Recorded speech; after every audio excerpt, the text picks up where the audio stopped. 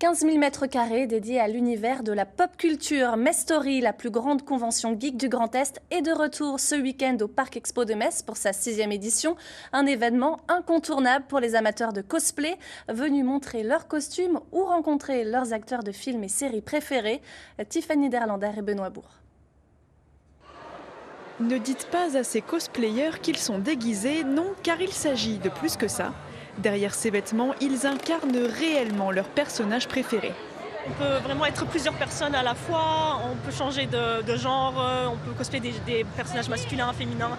Je trouve que c'est un monde très vaste. Chacun a ses soucis dans la vie et ça permet aussi de s'évader de ça et de se dire je ne suis pas moi-même une journée. Et quand on voit ces personnes, quand on les voit heureuses d'incarner ces personnages, on se dit que du coup on est dans notre milieu, dans notre monde. Le cosplay s'est développé en France à partir des années 90. Aujourd'hui, les adeptes de la première heure ont grandi et ont transmis le virus à leurs enfants. C'est moi qui est un peu, je ne vais pas dire obligée, mais elle s'y est vite mis. Lui, c'était un peu plus dur, mais je les ai convertis tous. Car la culture geek n'est plus réservée à quelques initiés. On n'hésite plus à sortir le porte-monnaie et à faire la queue pour une dédicace.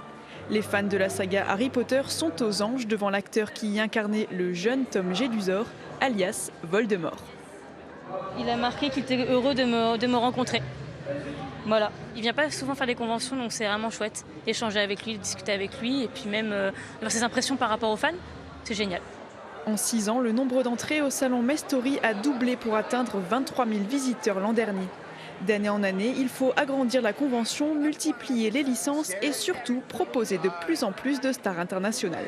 C'est la pop culture, on devient sur les aspects du quotidien, les jeux vidéo, les mangas, la science-fiction, les jeux de société, c'est notre quotidien à beaucoup de personnes. Donc on a passé l'étape de la bulle, maintenant c'est une convention sur la culture populaire et donc ouvert à tout le monde et surtout aux familles. Pour les prochaines éditions, les organisateurs comptent bien voir encore plus grand et développer leur offre, notamment vers les licences de jeux vidéo.